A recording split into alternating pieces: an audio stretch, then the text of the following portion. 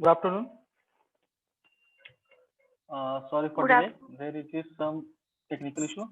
Okay, good afternoon. Thank you. So today we would be continue the lecture on the previous topic, that is operational amplifier, and we have started to discuss the differential amplifier. This is the one of the basic stage of the block diagram of the op amp. So we have discussed in the last lecture regarding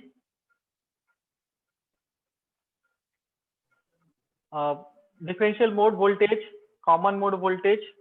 Okay, and we have discussed the formula also for the differential mode voltage: VDM, V1 minus V2, VCM, V1 plus V2 upon 2. So, and these are the some cases we have discussed. What happens when V1 and V2 is equal? So, what would be the value of VCM? What would be the value of the VDM? So, we have already discussed, and we have taken one of the example also by putting up the value of the V1 and V2, and we have reached to the one of the conclusion that in practice common mode input voltage affect the output voltage. Now we would be first see the differential amplifier configurations. If you would be see, there are the four differential amplifier configurations are available, that are, first of all, dual input balanced output differential amplifier. Second one is dual input unbalanced output differential amplifier. Third one is single input balanced output differential amplifier. And fourth one is single input unbalanced output differential amplifier. So these are the four possible configurations of the differential amplifier. So we would be see the diagram of these all, and you have to be know what are the structure of these four configuration. This could be asked in examination also. So if you have to be see, this is the first, that is dual input and balance output differential amplifier. You can see here there is a two input terminals V1 and V2 that is associated with the transistor Q1 and Q2 respectively, and we are getting a balanced output that is calculated through the collector terminal of Q1 and Q2. So this is the configuration that we say that dual input balanced output. Second configuration is again there is a dual input is there V1 and V2, but unbalanced output, because we are driving the output only one of the transistor's collector terminal, that is Q2 here. So that's why it is called as dual input unbalanced output differential amplifier. This is a very minor difference between both of the configuration, that is the output is deriving from which terminal. This is the main concern here. Okay, now the third configuration is what? That is single input balanced output. I hope all of you have taken the screenshot of this. Now we have to see the third configuration, that is single input balanced output differential amplifier. Here you can see that output is only given to the one of the base of only one transistor, that is Q1, and the base of Q2 is grounded here. Okay, so in this way we can say it is a single input, but output is collected again from the combination of both the collectors. So that's why it is called as a balanced output. And the last configuration is single input unbalanced output. So you can see again input is given to only base of the Q1 and base of the Q2 is grounded here, and output is also taking from the collector terminal of the Q2. Okay, so in this way you can say it is a single input unbalanced output differential amplifier. Now after seeing all these four configuration, we have to be analyze the differential amplifier. Okay, so first of all we have to be see discuss dual input balanced output differential amplifier using BJT. You can construct this configuration with the help of MOSFET also, JFET also, but as per our syllabus, we would be discuss here the configuration using the BJT. Now, you can see the differential amplifier using BJT can be classified into the two category. First of all, differential amplifier, BJT amplifier with resistive load, and second one a differential BJT amplifier with active loading. So we have very much familiar with the concept of resistive loading and the active loading from the unit number 2, where we have seen that if you connect the resistor as a output terminal and the supply voltage, then it is called a resistive load. And if you have to be connect another transistor that could be work as a resistor or a diode, so between the supply and the output terminal, then it would be considered as a active load. So here for the differential amplifier, what we are going to discuss, we are using emitter coupled or source coupled differential amplifier. So for today's discussion, we would be consider only emitter coupled because we are using the BJT. And these two, emitter coupled differential amplifier would be from the input stage of the most of the analog ICs. Now, if you have to see that, it is very important to note the performance of the differential amplifier depends on the ideal matching of or ideal matching characteristics of the transistor pair Q1 and Q2, because here we are using the pair of BJTs Q1 and Q2 as we have seen the diagram also. So it is required that both the transistors should be ideally matched, their characteristics should be matched. So it would be easier for us for finding out the expressions for the output voltage as well as the calculation purpose. It is decrease the complexity of the circuit also. Okay, so this consideration we have to be keep in mind for discussing our configuration. So now you can draw this diagram. This is diagram that configuration we are going to discuss. This is a circuit diagram of emitter coupled differential amplifier. Okay, so you have to be see to construct the differential amplifier, we have to be required two transistors, that is both are emitter. Actually it is an emitter coupled amplifier. So how it is made the emitter coupled? So we can take same configuration here, that is we are using here NPN first of all. Okay, and this is the collector 1, base 1, emitter 1, this is emitter 2, base 2, then collector 2. Okay, and you can see if you have to be break up this configuration and you have to be break the emitter coupling, so you would be find that it would be nothing but a common emitter configuration. Okay, so why? Because we have given the input to the base and collecting the output to the collector terminal, and emitter is common. So two common emitter configuration has been be connected in such a way that both transistors emitter terminal would be coupled to each other in this particular terminal, and it is connected through a resistor REE to the negative power supply, that is minus VE. Okay, you can connect here a ground also, but for our discussion, as we are discussing the dual power supply, we have to be always consider the minus VE.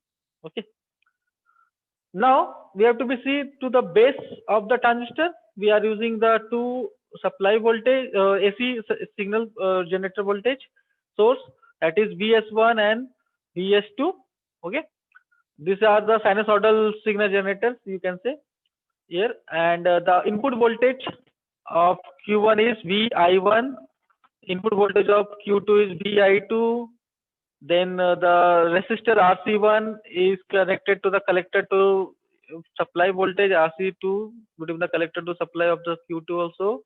We are collecting the output VO1 at the collector terminal of the Q1 and VO2 at the collector terminal of the Q2, and the difference of these two voltage would be VOD, differential voltage, that is VO1 minus VO2, and the supply is the plus VCC.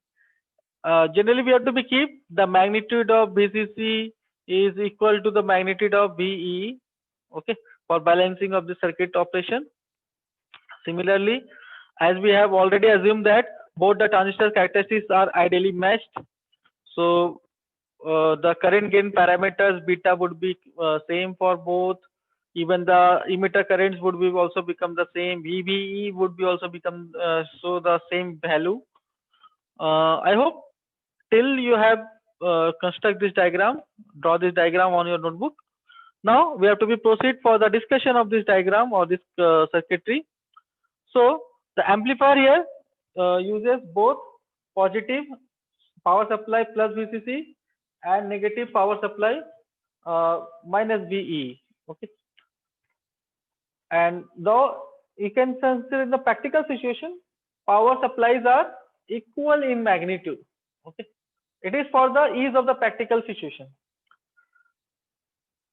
It is also possible that both the power supply values are different also. Well, means VCC and VE could be different also in the value. And it is also required to mention that these amplifiers operate at DC. So we would be do the two analysis here. First is DC analysis and second one is the AC analysis. So why it should be operate in the DC? Because appropriate DC level shifting could be obtained with the use of the coupling, without the use of the coupling capacitor. If we would be use the coupling capacitor, this shifting would be not possible. Okay, that's why we have not used the coupling capacitor in the circuit diagram, because it would be block the DC. Okay, now come to the DC analysis of this configuration emitter coupled differential amplifier. So the DC analysis begins with the assumptions. Some assumptions we have to be take. What the assumptions? First assumption is that both the transistor Q1 and Q2 should be ideally matched. That I have already told you. It should be ideally matched. Means it's beta gain, current gain parameter, collector current, emitter current, VB, all should be nearly equal. Okay. Any mismatching effect, if the transistor would be not matched perfectly and there is some mismatching effect would be generated. Okay, that would be we would be discussed in the further discussion. And a second assumption is that the current gain parameter beta should be very large. So that's why it is mentioned here, beta should be very much larger than the 1. Now you can see here, if you would be consider by doing these assumptions, what happens? IE1 is become equal to the IC1, IE2 would be become to IC2. Here we have taken IE2 as a negative. We would be see how this is came, because the direction of the both the current would be different actually. IE1 is coming out from the VE negative supply and IC2 is coming from the plus VCC. Then if these two current values would be same, so we can also write input voltage relationship between the two transistors Q1 and Q2. So you can apply simply a KVL also. So you would be find that VI1 is equal to VB1 minus VB2 plus VI2. Okay. If you would be find it difficult, so you can refer the circuit diagram, then it would be very simple to correlate. Now you can see here, as already we have told that IC1 is equal to IE1, IC2 is equal to minus IE2. So we have to be find out the relationship between VI1 and VI2. So what we have to be do? We have to be apply a KVL here. Okay. And this KVL would be goes and end here. So what happens? VI1 minus VB1 minus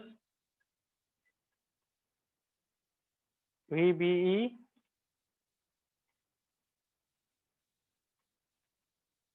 VBE2 plus VBE2, then minus VI2.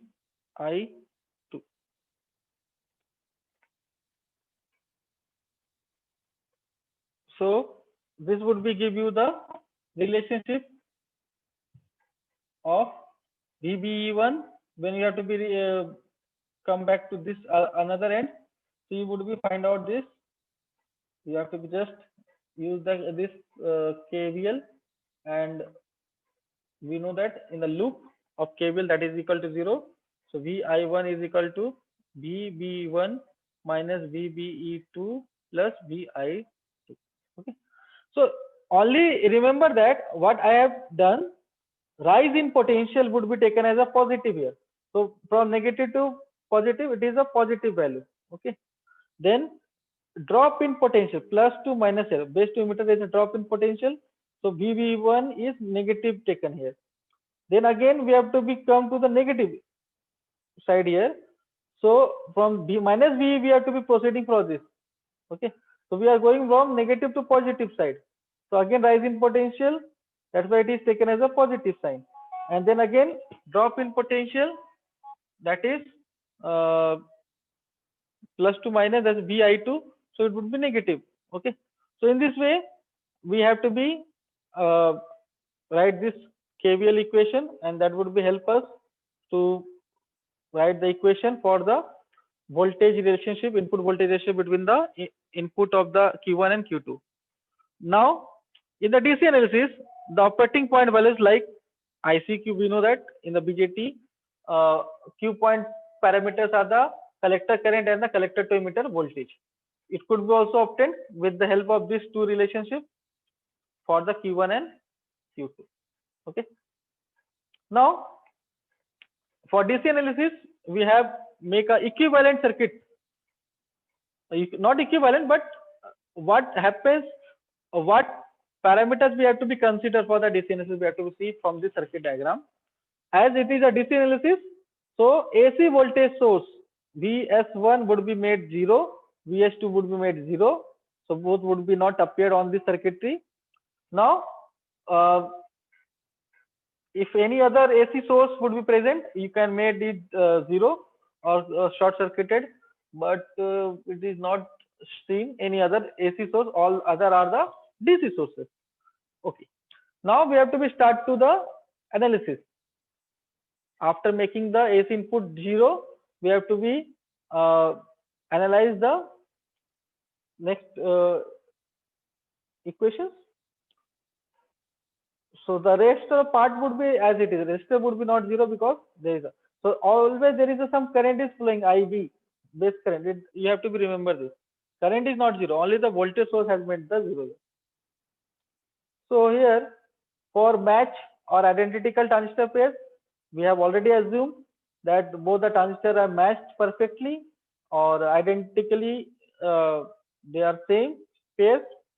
So for that we have to be also say that emitter resistance RE, that would be nothing but the parallel combination of the RE1 and RE2, because we are connected the emitter of two common emitter configuration on a single emitter coupled configuration. So here RE1 and RE2 are same in amplitude or magnitude. So at that time what happens, RE is just a RE1 parallel RE2 means RE1 plus RE1 into RE2 upon RE1 plus RE2. So what happens to RE, and so it would become finally RE by 2. Okay. So this is the equivalent value. Actually I just want to say you that according to this assumption. So if the resistance value would be half, so obviously the current flowing across it would be doubled. Another assumptions for the match transistor is collector resistance are same for both the transistor, and as well as magnitude of the supply, positive and the negative, both would be the same. After doing all these assumptions, we have to be say that for a symmetrical circuit with match transistor, if all this resistor would be same, supply voltage same, then you can say IC1Q is equal to IC2Q, means both the collector currents are also same, both the collector to emitter voltage are also same, and you can say that we can easily find out the operating points ICQ and VCQ for any one of the two transistors can be found out. So these are the some assumptions. On the basis of that, we have find out the relationship of the operating points of both the transistors. And here we have find out both the transistors having the same collector current and same collector to emitter voltage.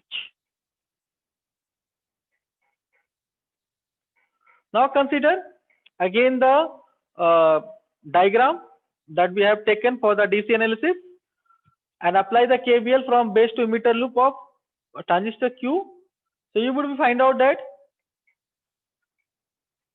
IB RS plus VBE plus twice of IE RE is equal to VE. You can see from this circuitry how this equation has came. We have to just apply the KVL on this loop. Okay. So what the loop is says that IB, you can say IB1 also, RS, okay, and then what was there? You can say they have taken the drop in potential now positive. Remember why I have referring this equation. They have considered here drop in potential as a positive value. So we have to be also do the same here. You can take opposite sign also. Drop in potential negative as well. Now there is a drop in potential plus 2 minus, so positive. Then again drop in potential VBE plus 2 minus, so VBE1.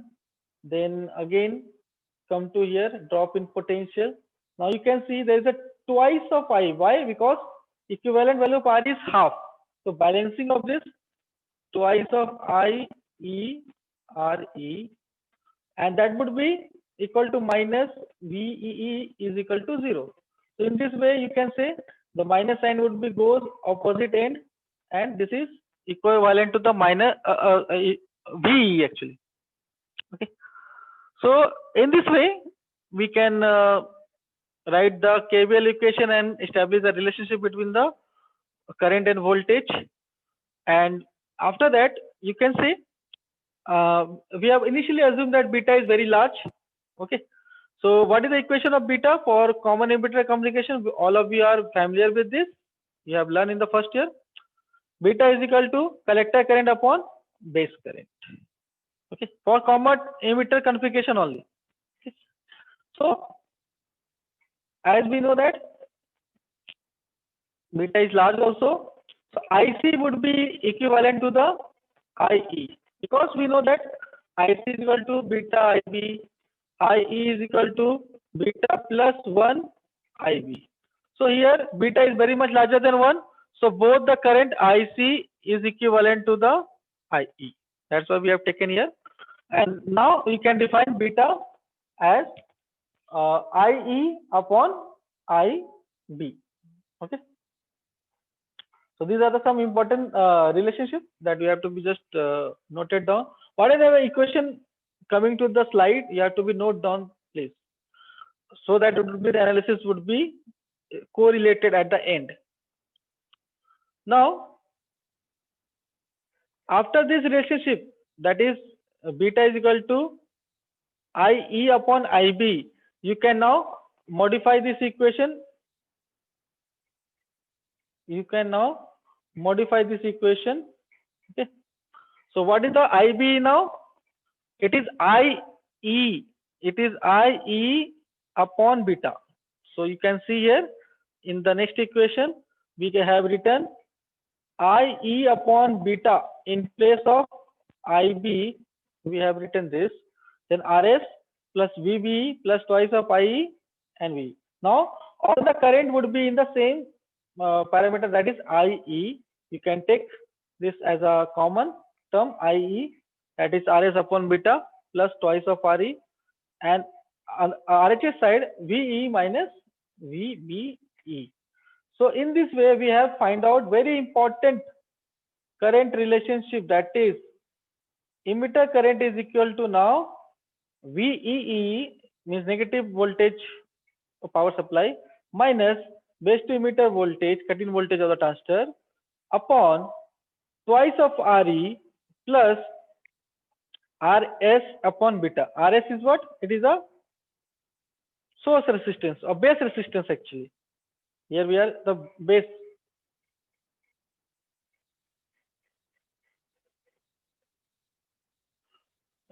Kale Priyanka, do you want to ask anything? No, sir. Okay. Now, you can see there, this is the current equation for IE, and this is the very important equation. Everyone please note it down. This would become further for the analysis. So emitter current would be difference of the voltage VE minus VB upon twice of RE, you can say. This is the exact value. Approximate value is upon twice of RE because beta is very large. So you can see here the same approximation we have taken, as the beta is very large value. So RS upon beta is less than twice of RE, and in that case you can modify, or you can say the approximate value of IE is, what is the approximate value? That is IE is equal to V minus VB upon twice of RE. Okay. So from the above equation, it could be inferred that, first of all, the conclusion you can find out that for a known value of VEE, if you have to know the value of VEE, we know that VB is 0.7 or 0.6. This is generally for the silicon transistor. If you have to know the value of VEE, the emitter current would be depend upon the value of emitter resistance. Okay, it could be determined by the RE, and the emitter current IE is independent of load. What is the load here? Collector resistor RC. So it is here emitter current is independent of the RC, and it is only possible when IE is very much larger than the IC. If you would be keep IE is equivalent to IC, then it is little bit depend upon RC. Okay. So as per this equation, we have to be find out these two outcomes that is mentioned here.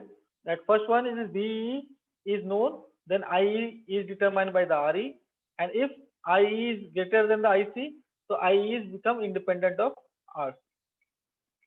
Okay. Now neglect the drop across the loop and apply the KVL to the collector base loop. So we would be also find out the collector voltage, that is VCC minus IC RC. We know that this is the general equation, and VCE is equivalent to the VC minus VE. You can refer the diagram, then it would be clear. So what is the VC? VC is, here it is a VC. You can say this is the VC. So VC is what? VCC minus ICRC, or IC1 RC, and VCC minus IC2 RC for VC1, VC2 you can say, but here we have considered the same value because matched transistor. Okay. So VCE is what? Collector to emitter voltage, VCE. This is a terminal, you can say VCE. It is what? We know that it is a difference of VC minus VE, because both are some potential here. It is not grounded, it is some potential here. So we can find out this further relationship. So VC is now VCC minus IC minus VE, because we have already defined collector voltage. You can define collector to emitter voltage here, VCE, as VCC minus ICRC minus VE. And but we know that base is grounded. Okay, so there is no base voltage.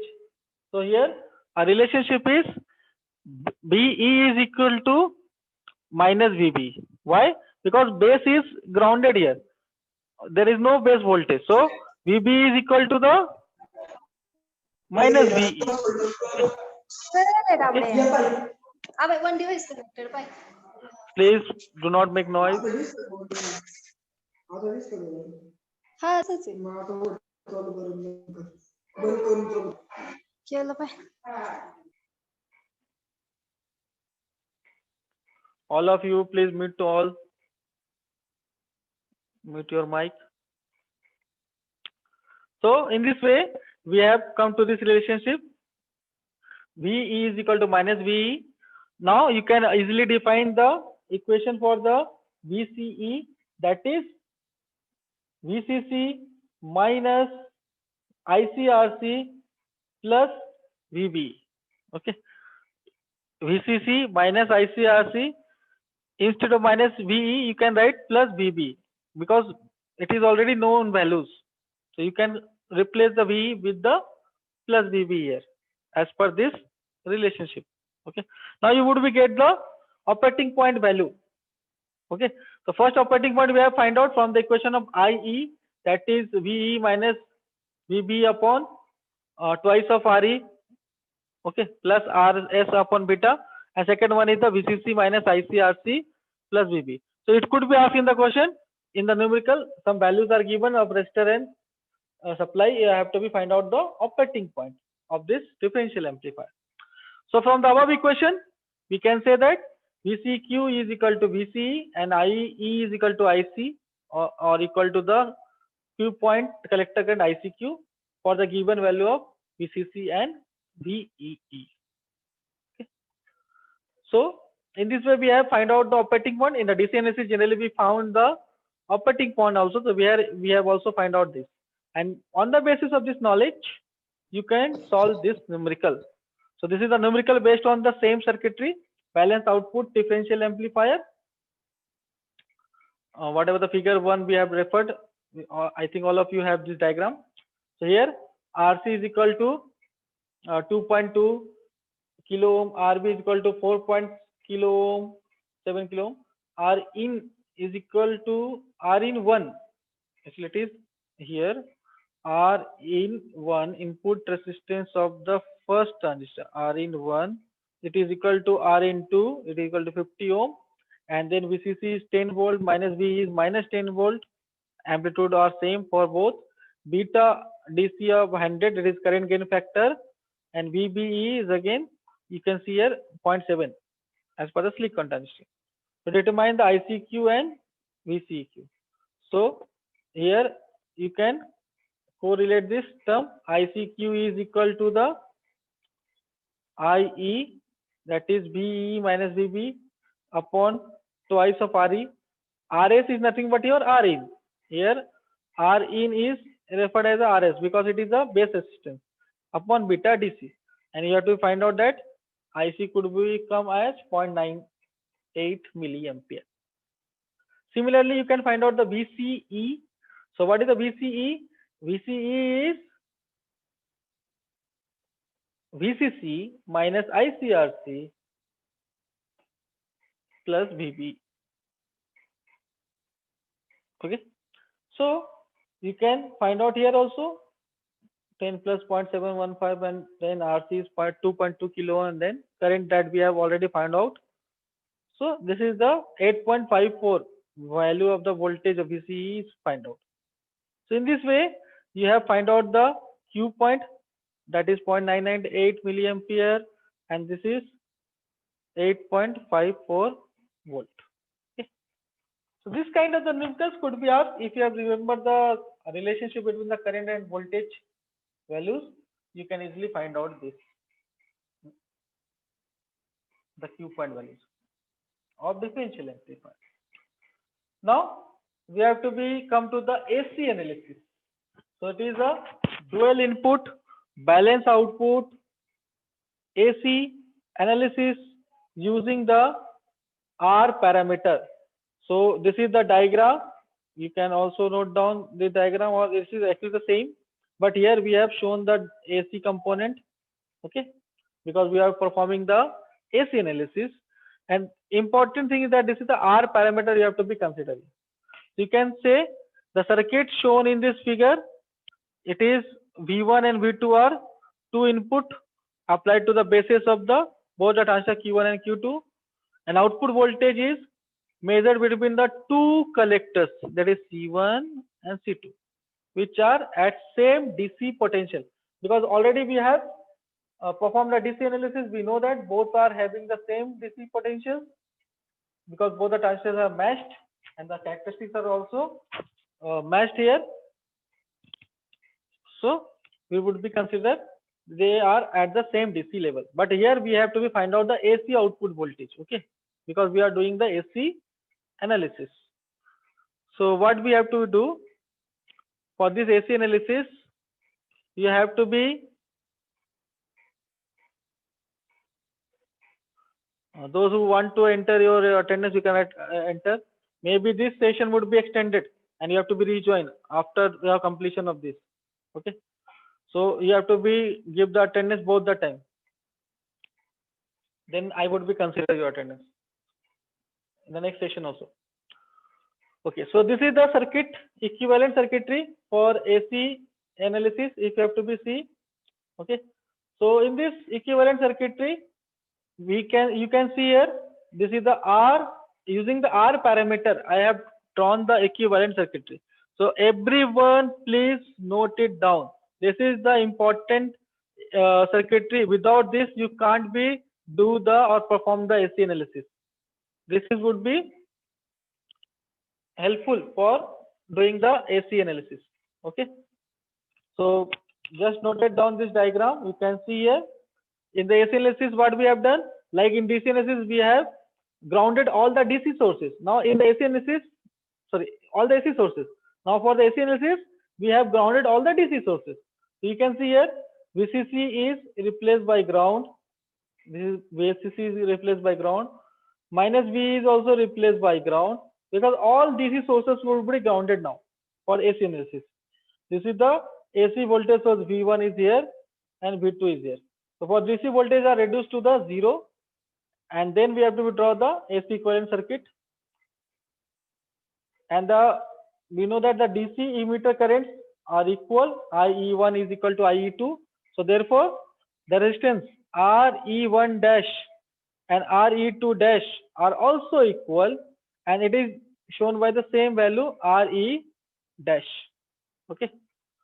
So as both the current IE1 and IE2 is equal, so we have considered here RE1 and RE2 are same. That's why it is showing only RE dash, not RE1 and not RE2, because both are same resistor. So here it is very important. We have taken one of the loop starting from this V1 and end to this ground, and this is the second loop for the flow of the current and voltage. As well as you can see, the collector current is flowing from this grounded VCC towards the collector or terminal of the Q1. Okay, and transistor is replaced by a resistive network, that is RE dash. Similarly, on the counterpart of Q2 and the second IC2. And this is IV1 and IV2.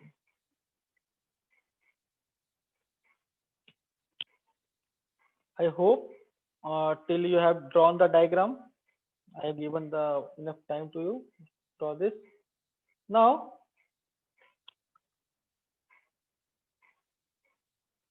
we have to see the analysis of this.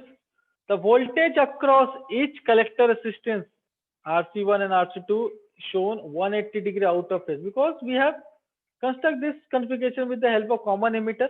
So obviously at the collector terminal, output would be show the out of phase 180 degree out of phase signal with respect to the input voltages V1 and V2, because it is a C configuration. So the polarity of voltage is also shown in this particular figure. So here the collector C2 is assumed to be more positive with respect to the C1. Even both are negative with respect to the ground. You can see here C1 and C2 both are negative with respect to ground, but C2 is considered as it is more positive than the C1. Okay.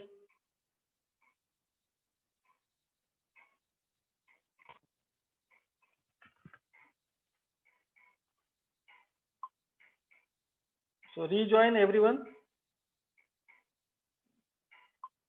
You would be